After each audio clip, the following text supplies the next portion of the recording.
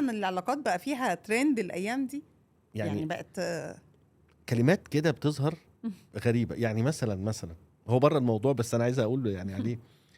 التنمر مشتهره قوي، وكلمه تنمر ده بيتنمر عليا وبتنمر عليك. فين يا جدعان؟ فين التريقه؟ طب ما هي كانت تريقه عادي، يعني كنا بنقول بيتريق عليا ولا وكنا قابلينها بيشتغلني برضو عادي جدا. ما اعرفش التنمر بقت انا بالنسبه لي بقى هو عشان بس ما حدش يقول كلمه تقيله قوي، مم. بشوفها كلمه كمان غلسه مثلا بالنسبه. ما اعرفش، ما كانت تريقه وكانت حلوه واشتغلت وفاهمينها وبنتعامل معاها بنفس المفهوم اللي اتغيرت فيها كلمه التنمر. اه واخده بالك؟ اه نفس القصه توكسيك، ترند ومشهور وشغال. وعلى فكره نقطه مهمه قوي برضو خلي الناس تاخد بالها منها، يعني نخلي بالنا من الكلمات لانها بتاثر علينا. بس علينا الكلام احنا. صح. بيأثر علينا. طول ما انا عمال اقول توكسيك، انا في علاقه توكسيك، انا خلاص بروزت الكلمه وكبرتها وبقى ليها صوره جوايا، وبتعامل من المنطلق ده، وانا اول واحد بتضر من ده. صحيح. فهنا الفكره هنا انه العلاقات المؤذيه هنقدر نقول انها ما بتبقاش زي ما قلنا في الاول، ما حدش مستفيد منها او في حد مضغوط فيها او الكلام ده في طرف كله. دايما بيبقى هو اللي خسران، يعني مش بس بيستفيد، ما بيستفيدش، لا هو خسران. بالظبط. مم. بالظبط. وبتختلف على الدوائر بقى، خلي بالك، لان في دوائر انا ما اقدرش اتخلص مثلا من العلاقه دي، بيبقى ليها تصرفات تانية. بس الاساس هنا بتاع الموضوع ان انا اللي مسؤول. مم. يعني ايه؟ جاك كانفيلد، حبيبك جاك كانفيلد ده قوي. حبيبنا قوي يعني. في كتابه مبادئ النجاح مم. بيتكلم في حاجه بسيطه قوي، او معادله بسيطه جدا، واحنا دايما بنتكلم عن البساطه. مم. انه النتيجه بتساوي الحدث زائد الاستجابه. نتيجة أي حاجة بتحصل هي مم. عبارة عن معادلة بتتكون من طرفين، الحدث نفسه مم. والاستجابة بتاعتي أنا. وهنا هو بيتكلم إن الحدث اللي بيحصل برايا ده لا تتعدى نسبته في كل حياتي 10%، وال90% استجابتي أنا. وأي تغيير في أي طرف زي أي معادلة مم. بتغير النتيجة. مم. فتخيلي هنا بقى إن أنا اللي مسؤول أصلا. يعني الاكتشاف بقى إن حتى فيما يسمى العلاقة التوكسيك أنا اللي مسؤول باستجابتي أنا للحدث اللي بيحصل. الحدث هو الموضوع اللي حصل هو. ممكن اتنين، لو في شخص، هنفترض ان احنا 3، وفي شخص المسمى الشخص التوكسيك اللي هو المؤذي، مم. وفي 2 تانيين كمان، والشخص المؤذي ده عمل تصرف ما، احنا الاتنين رد فعلنا هيختلف. ممكن انا بقى ابقى حاطط في دماغي موضوع التوكسيك وانه مؤذي وهلاقي استجابتي اختلفت خالص، وبالتالي تصرفي اختلف، والشخص التاني ما حصلوش حاجه، او على الاقل اللي اتعرض له لا يذكر بالنسبه للي انا عملته في دماغي. ده مم. مبني على ايه يا منال؟ مبني على مسؤوليتي استجابتنا. انا واستجابتي انا. مم. بغير طريقه تفكيري، بغير سلوكي، بغير الصوره اللي انا حاططها عن الموضوع. الحاجات دي تغير جدا استجابتي، مم. لانه انا قناعاتي ان انا مش عايز اقول ايه مفيش حاجه اسمها علاقات توكسيك قوي كده، لا، هنقول موجوده مثلا، او في العلاقات اللي هي المؤذيه زي ما قلنا او اللي فيها ضرر. بس برضو انت اللي مسؤول عن ازاي تتعامل مع هذه بنسبة العلاقه. كبيرة قوي انت مسؤول. جدا. وتاثير كمان تاثيرها وتأثيرها عليك، لا انت فعلا ازاي تأثر عليك الأذى ده، او ازاي ساب فيك أثر يعني. صحيح. على ذكر بقى ان احنا قلنا التريقه كانت زمان، ودلوقتي مش عارف تنمر وكانت علاقات مؤذيه، ودلوقتي ويقول لك ده شخص تيت، ودلوقتي بقى نرجسي مثلا وبتاع. هل بقى جبنا سيره زمان، هل العلاقات اختلفت زمان عن دلوقتي؟ يعني لو احنا بنتكلم في اختلافات، لا في اختلافات كتير قوي، اهمهم الوقت. يعني كان في اريحيه في الوقت عاليه جدا. يعني انا فاكره كويس ان كان ممكن اقضي يوم كامل من الصبح لحد بالليل مع صحابي مثلا، اقرب صحاب ليا، وكان مفيش مشكله خالص. دلوقتي تعالى بس نرتب ميعاد نتقابل فيه، وهنتقابل ايه؟ ده احنا هنقعد ساعتين. ظبط وبقى كلمني. بالظبط. انسى. يعني احنا فعلا بنبقى يعني بيعدي علينا اوقات طويله جدا احنا بنحاول او بنستراجل عشان نتقابل، مش عارفين نتقابل. الوقت بقى وللاسف هو على جميع الاصعده، صح. بس مش على ايوه الصداقات صح. او العلاقات كلها، لا ده احنا في كل حاجه صح. بقى الوقت ضيق، وما بقتش قادر تبقى عندك، وبقى responsibilities كتير، انت عندك مسؤوليات في كل اتجاه، فبقيت دايما يعني بتخلص حاجه بتبتدي في حاجه، بنجري بس. بنجري بس. فهي دي اكتر حاجه انا شايفه انها فارقه طبعا في العلاقات عن زمان. بس في حاجات تانية طبعا. اولا زي ما انت قلت كده، احنا بقى كل حاجه ليها مسمى. يعني لما بقول لك كلمه حلوه ده جبر خواطر، هي كانت كلمه حلوه عادي. يعني كانت ما تتعدل كده. او سويت توكر، يعني لو حد الله، ايه ده. ايه ده استني، دي انا ما سمعتهاش لا قبل كده دي. انا بقول لك لو حد بيتكلم بلطف يعني زياده قوي كده يبقى سويت توكر، تبعد عنه الشخص اللي بيزوق الكلام كتير ده اوكي. مثلا يعني. اه وحاجات كتير قوي اختلفت لان بقى ليها مسمى. كان زمان مش عارفين ايه ده بيحصل ازاي ولا بيحصل ليه اصلا. الاسم صح. بالظبط. بس هل المسميات بقى انعكست؟ انت قلت نقطه حلوه قوي لما قلت انه الموضوع بيتبروز عندنا اكتر وبيسيب اثر اكبر، وممكن تبقى الحاجه ما كانتش مأثره اصلا فينا وبقت تأثر اكتر عشان احنا بنشوفها بشكل معين. كمان فكره ان انا طول الوقت قاعده في ستيت كده ان انا باستيميت اللي قدامي هيبقى عامل ازاي، هيتصرف ازاي، بفكر له. يعني بقينا كلنا نص الناس محللين نفسيين، نحب نحلل قوي. طب يا جماعه ليه؟ يعني ليه؟ يعني في حته كده انا بحبها قوي في العلاقات، ان فكره ان احنا اكيد مختلفين. يعني احنا لو اخوات وتوأم نقطة ومتربيين فظيعة. في بيت واحد برضو فينا اختلاف في شخصيتنا وفي طريقة تعبيرنا وفي علاقاتنا، احنا مختلفين.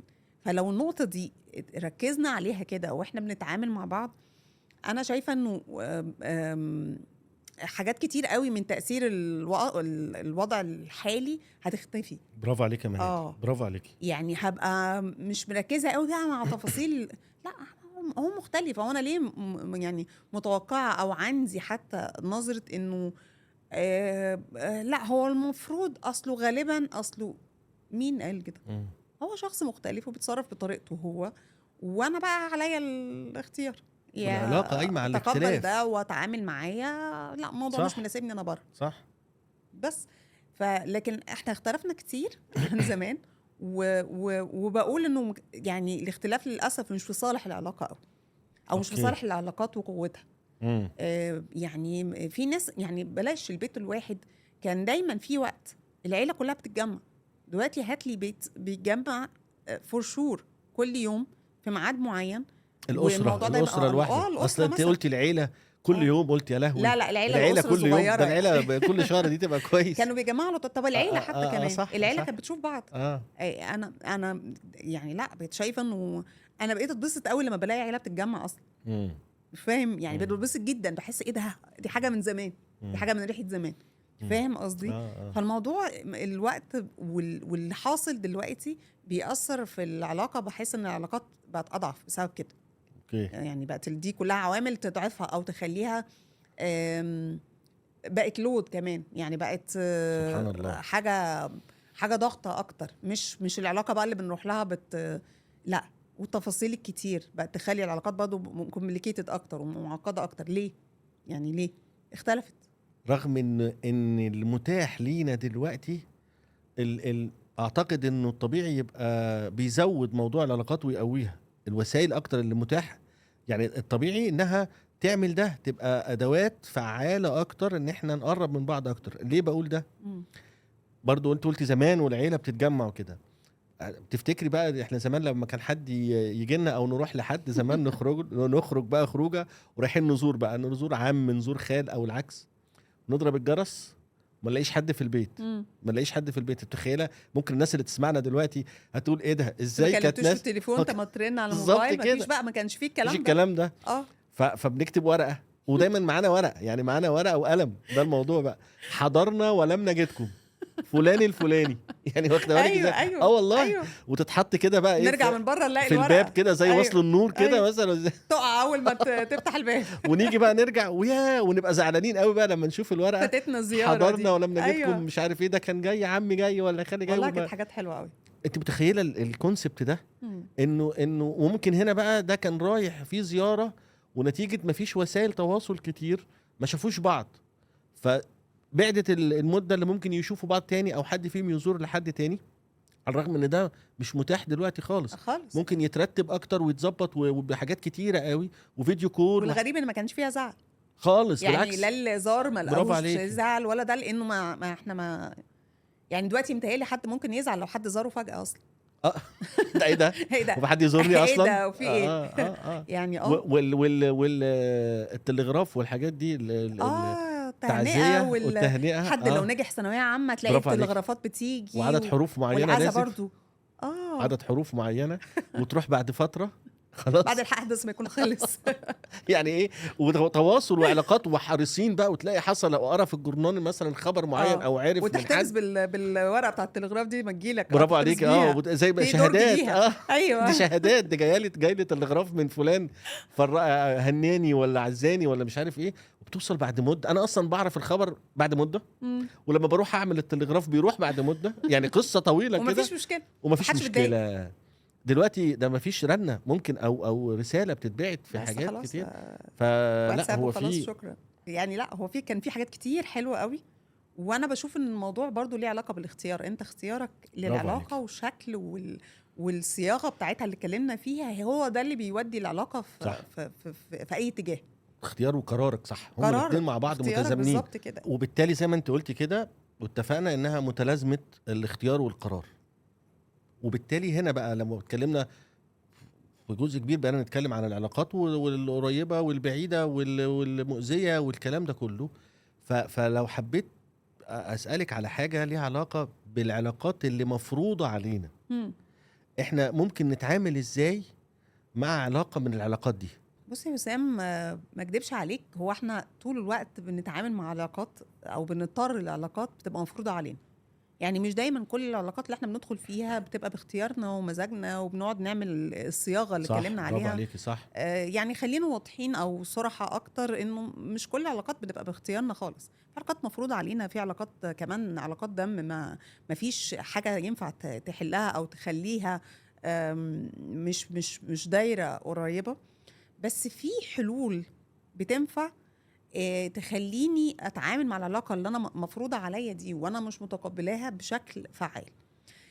ابسطهم مثلا فكره ان انا اللي بختار اعمل ايه، انا اللي بختار شكل العلاقه. يعني انا اللي بحط لها فريم، وانا اللي بستجيب للعلاقه دي، لان الموضوع كله مرتبط بيا انا. ايوه صح. علاقه مفروضه عليا وشخص مش احسن حاجه مثلا بالنسبه لي، او بيأذيني كل ما بتعامل معاه، بس هي مفروضه ولازم هتعامل معاه. هنا بقى بيجي فكره استجابتي. قبل وعي، قبل ما اكون شخص واعي، انا ممكن استجيب استجابه تاذيني اكتر وتخلي الشخص ده يستمر في ايذائي بشكل اكبر. في حين بعد وعي لا، انا ممكن اعرف ازاي حسب كل شخص اللي قدامي اوقف الاذى ده، ازاي امنعه عني، ازاي احمي نفسي، ازاي اخلي الاذى ده بره دايره تاثيري ما ياثرش فيا. كل حاجه طبعا وليها حاجه، بس انا يعني هديك مثال كده. مثلا مش كل حاجه لازم اخد فيها موقف مثلا. ايه يعني ده؟ مش لازم ابقى صاحبه موقف في كل او رد فعل في كل حاجه تحصل لي. عادي، في حاجات ممكن تحصل اتجاهلها. يعني مش لازم ادي رياكشن عشان خاطر اللي قدامي عمل تصرف ضايقني. مش بالضروره وفر بنزين، اوفر طاقه وبنزين واوفر مجهود ووقت ومناهده ملهاش لازمه، لان انا عارفه ان العلاقه دي مش باختياري. هي علاقه مفروضه عليا. حلوه الحته دي. مهم جدا التجاهل. ومش التجاهل بقى ان انا اتجاهل الشخص، قصدي اتجاهل المواقف، اتجاهل الحاجات اللي بتسيء ليا وبتاذيني، واقلل استجابتي العاليه ليها. ايوه برافو عليك. اتجاهل الفكره كمان اللي بتيجي لي انا من الموضوع ده، مش الشخص. خلاص برافو. مش ده حصل كذا، فلان برافو. عمل كذا، برافو. اوكي تمام. مهم قوي اسال نفسي، هي دي حاجه تخصه ولا تخصني؟ صح. يعني الرياكشن ده او الحاجه اللي هو عملها حلو. دي هي تبعه ولا تبعي؟ تبعه، طب خلاص جود فريم، هو كويس، برافو عليه، بس انا ماليش دعوه. احاول شويه احط لنفسي بابل تحميني من اذى الاخر. انا كم السيشنز اللي بتتطرق للنقطه دي بالذات، انه فلان بيأذيني، ممكن تكون اقرب الناس للاسف. يعني علاقه ما ينفعش فيها ان نقول ننهي العلاقه دي، لا ما ينفعش، اقرب الناس. وفلان ده بيأذيني، انا بشوف انه او احنا بنوصل لاتفاق انه مش لازم اركز في اللي هو بيعمله. طالما حاجه متكرره، فعل متكرر، فعل مؤذي، انا هدور مع نفسي انا على وسيله تحميني. اوكي. تحميني من التأثير ده، تحميني من ان انا ابقى طول الوقت عرضه لده. زي بالظبط كده اللي فاتح الشباك وزعلان ان المكان بيبقى مليان تراب، طب ما تقفل الشباك. هل قفل الشباك هيمنع ان الشخص ده يكون واقف ورا الشباك؟ لا عادي، موجود. بس انت نفسك هتحمي نفسك. بالظبط. هتحمي. وكل علاقه بقى ليها الطريقه اللي بتحمي بيها نفسك، او كل اذى ليه طريقه برضو بتحمي بيها نفسك. ومحدش بيعرف يجاوب على السؤال ده الا صاحب المشكله نفسه. يعني صاحب التاثير اللي واقع عليه، انا بقدر اتعامل مع ده ازاي. مش كل الطرق بتنفع مع كل الناس، ولا لو انا نفس الشخص ينفع اتعامل بنفس الاسلوب مع كل الاذى. لازم طريقتي بتختلف حقيقي، مش حاجه واحده يعني. طيب، بمناسبه الموضوع ده، هل في حاجات او علاقات يا وسام ممكن تساعدنا ان احنا نطور من نفسنا؟ اوكي، يعني خلينا زي ما اتفقنا في الاول ان العلاقات قايمه على ده اصلا. يعني لما قلنا الاول ان العلاقات هي قايمه عشان نتطور، وانت جبت سيره الاختلاف وقلت مهم نتقبل ونفهم موضوع الاختلاف ده. هي العلاقات قايمه على الاختلاف. الاختلاف ده هو اللي بيعمل التكامل، هو اللي بيعمل التواصل، الكلام ده كله. فبادئ زي بدء كده ان العلاقات قايمه علشان احنا نتطور، بادئ زي بدء. وبالتالي بدور على فكره هل العلاقه دي بتطورني ولا لا، هل العلاقه صحيح. دي بتغيرني ولا لا للافضل مع الطرف الاخر. برضو لازم نبقى احنا الاتنين بنتطور في ده. وفي اشكال بقى بتبقى لطبيعه العلاقه اللي ممكن تنمو وبتتطور، والاتنين بيتطوروا مع بعض فيها، وبيحصل تسارع شويه في عمليه التطور ده لو الطرفين بيبقى ليهم هدف مثلا مشترك الله، دي بتبقى جميله قوي. قوي. ويا سلام بقى كمان لو في قيم مشتركه. هايله. اه القيم، انت عارفه القيم موضوع مهم جدا، وكل واحد عنده القيم بتاعته الاساسيه اللي من خلالها بيتعامل في كل حاجه او بيستقبل كل حاجه. فبالتالي هنا لو كمان الشخصين دول عارفين قيمهم، كل واحد عارف القيم بتاعته الاساسيه ولقوا في قيم مشتركه بينهم، ده هيطور العلاقه كتير قوي. وكمان لما يعرفوا ده، خلي بالك اللي احنا بنتكلم فيه علاقات يا جماعه، يعني تواصل، يعني اتكلم، يعني أيوة. قول، صحيح. يعني عبر. فانا عارف قيمي، انت عارفه قيمك، وقلناهم لبعض واكتشفنا ان في قيم مشتركه. هايل قد ايه القيم دي هتحركنا، وهنلاقي امور كتيره في وهتجمعنا. حياتنا. برافو عليك، لسه هقولها. مم. هنلاقي امور كتير جدا في حياتنا بنتجمع فيها مشتركه نتيجه وجود القيم دي. فده موضوع مهم جدا، بالاضافه لفكره ان احنا في علاقات بتتطور مثلا في مجال شغل. اتنين عندهم هدف واحد ان هم عايزين ينجحوا في شغلهم، اتنين عندهم هدف واحد انه فكره يطوروا نفسهم، يتعلموا مع بعض، ياخدوا مثلا كورسات، يشجعوا بعض في حاجه يقروها، يشجعوا بعض في رياضه يلعبوها. يعني ايا كان القصه، ان هم يبقوا عندهم دايما في دعم. الدعم ده يا منال برضو نقطه بتبقى مفيده جدا في تطوير العلاقه. حتى لو قلنا ما فيش القيم المشتركه، او ما فيش، او في هدف او ما فيش هدف، بص بقى لو في دعم، انا مصدق فيكي وانت مصدقه فيا في العلاقات، ودايما بنلاقي من بعض الدعم في الحاجه اللي انت عايزه تعمليها، قد ايه ده هيطور العلاقه جدا. مهم قوي، مهم قوي يا وسام. الدعم دي نقطه خطيره، ودي اللي بندور عليها دايما. اقول لك فكره لو قلنا التقدير والاهتمام ما هو ده دعم. فهنا فكره فكره الدعم دي فكره مهمه جدا. بعد كل الكلام اللي قلناه ده كده، هل في علاقات انت ممكن ترفضيها؟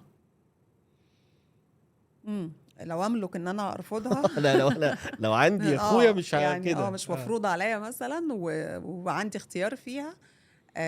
العلاقات اللي فيها يعني ده اولا واخيرا، يعني من 1 ل10 مثلا، اللي فيها استنزاف.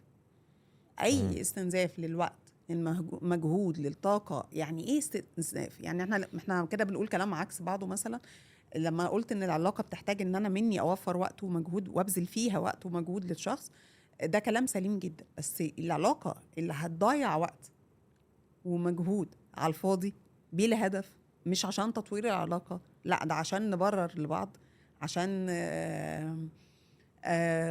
اثبت لك ان انا كنت حسنه النيه في موقف معين، اثبت لك ان ما كنتش اقصد، تثبت لي انه انت اتصرفت صح، او ان انت كان عندك حق.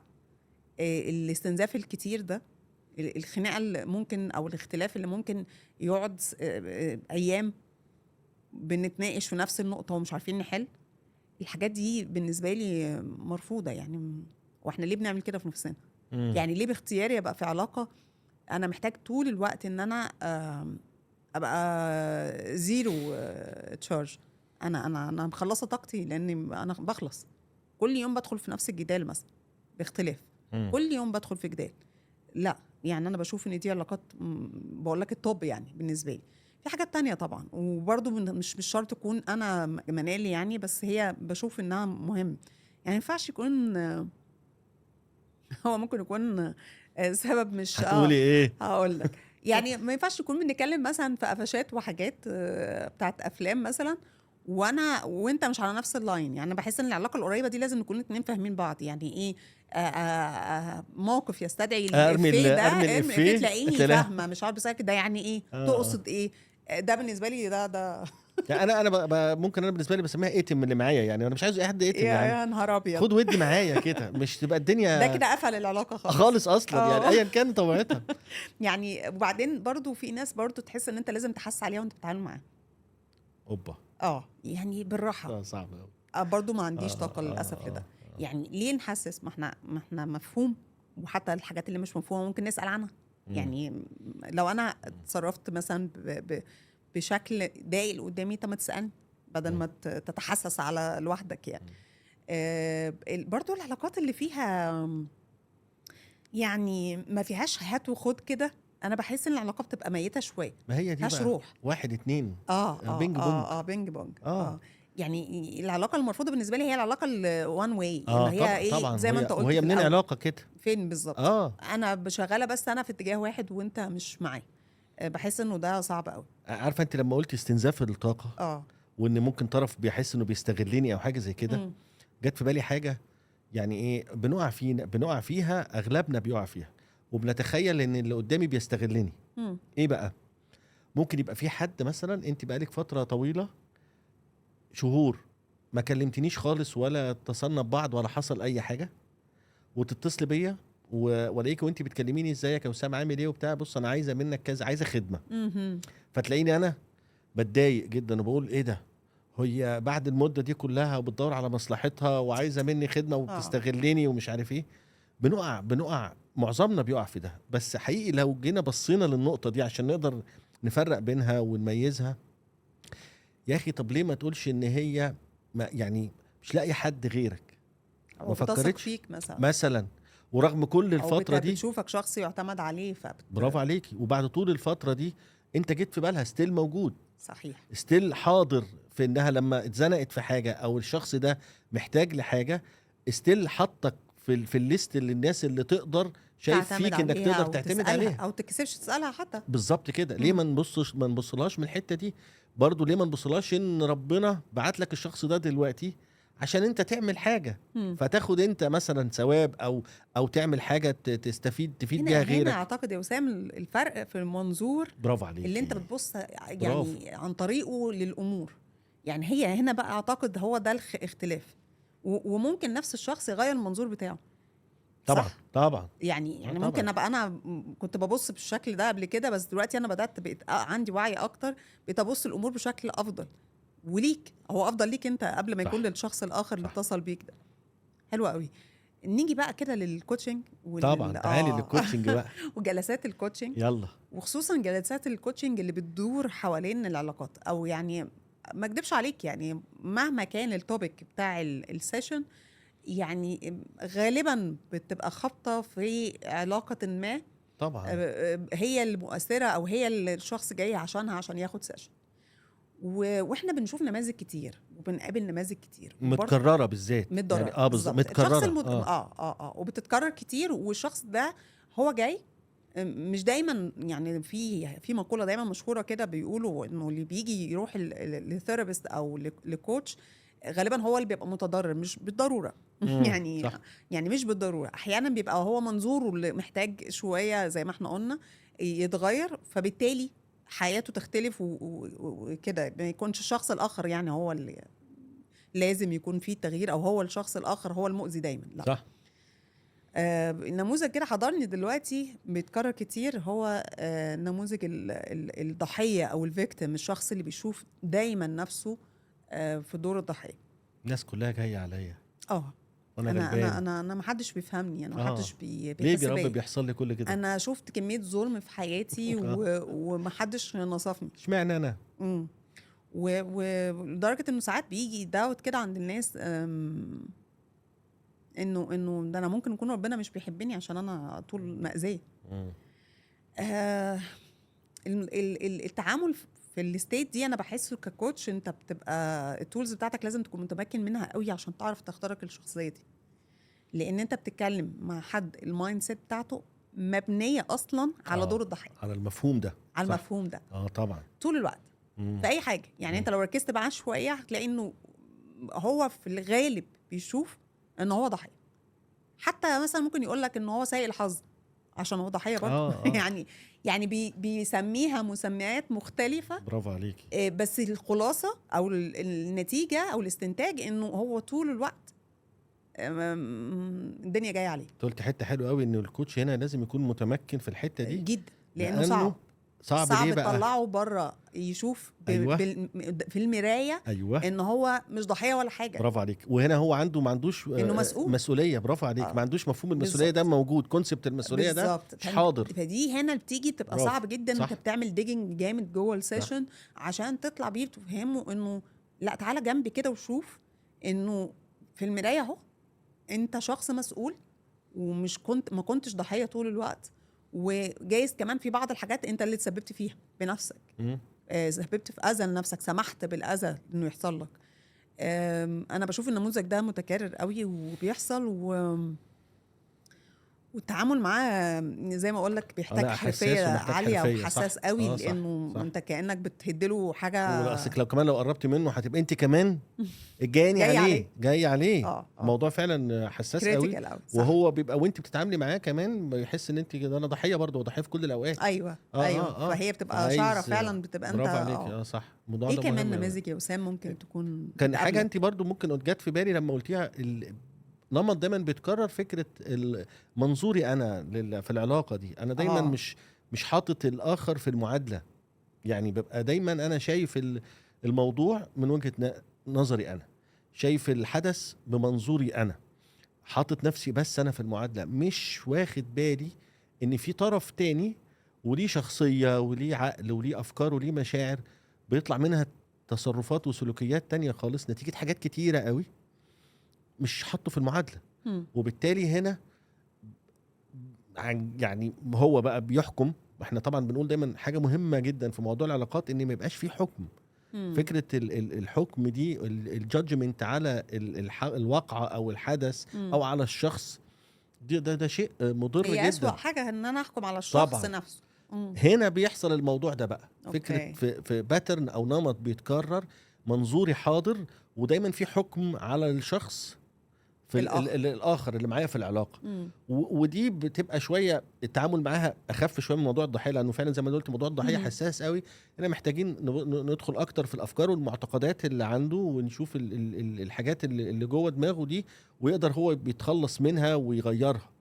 فنوعا ما بتبقى شوية أسهل طبعا من جلسات لو في حد جاي بدور الضحيه. ده انا بشوفه بيبقى بيتكرر حتى معايا يعني في جلسات كتير. صحيح. اكيد انت عندك برضو حاجات تانية، انماط تانية مثلا. افتكرت دلوقتي حاجه وانت بتتكلم. برضو شخص كده بيكون عنده مبدأ الانتصار في العلاقه. يعني انا صح طول الوقت. مش عايزه اسميه بمسمى حاجه يعني او اشخصه، لانه مش او احلله، مش دي الموضوع.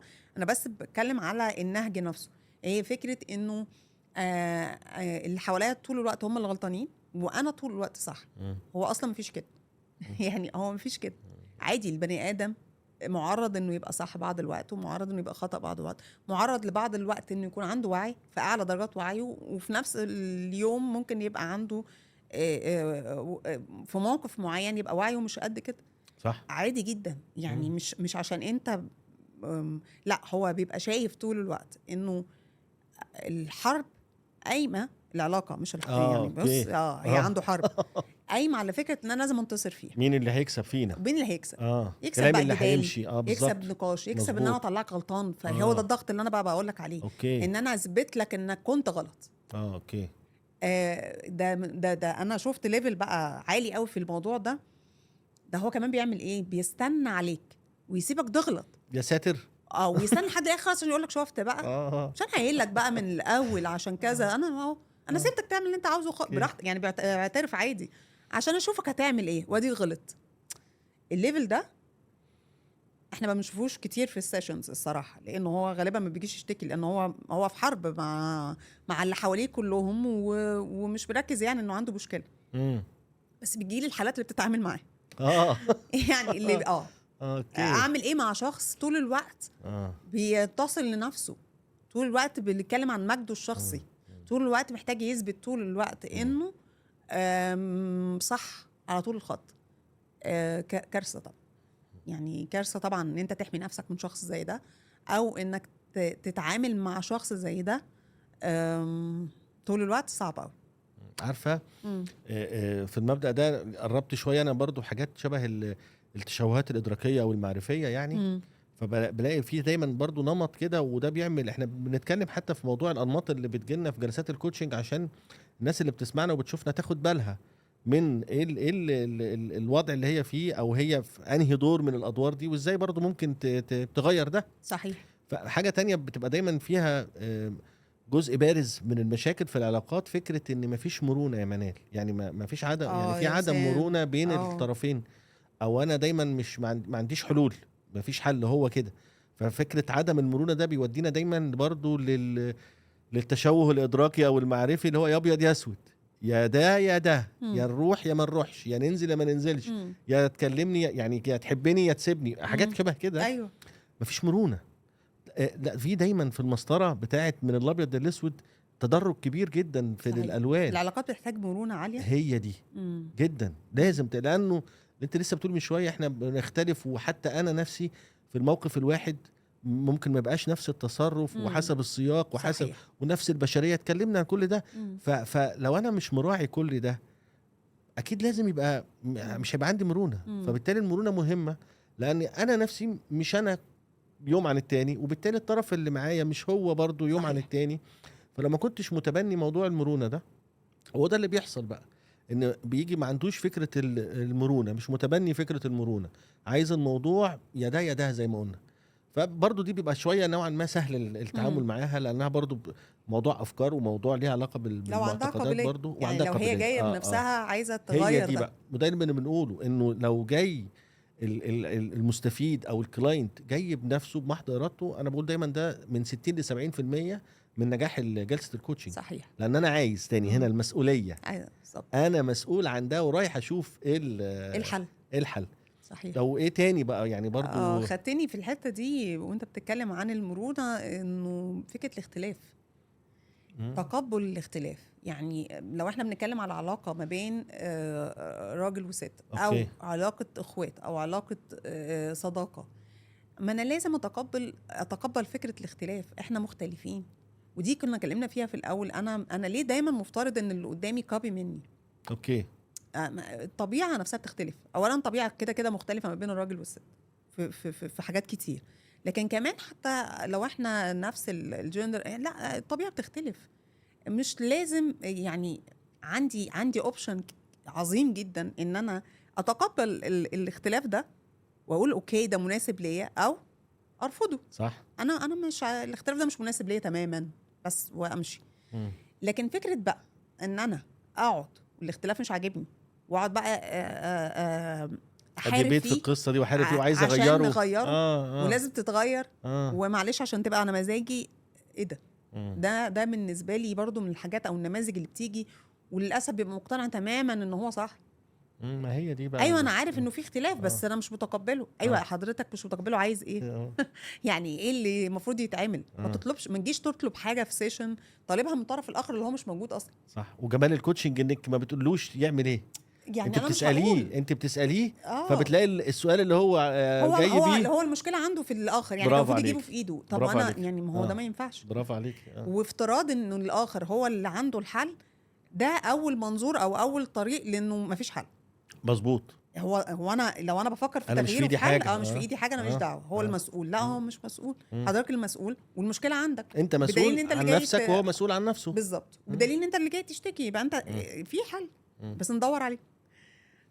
في النهايه خلصت قعدتنا النهارده، بس لسه في قعدات تانية كتير. هنستناكم تيجي تقعدوا معانا في وادي قاعده مع منال ووسام.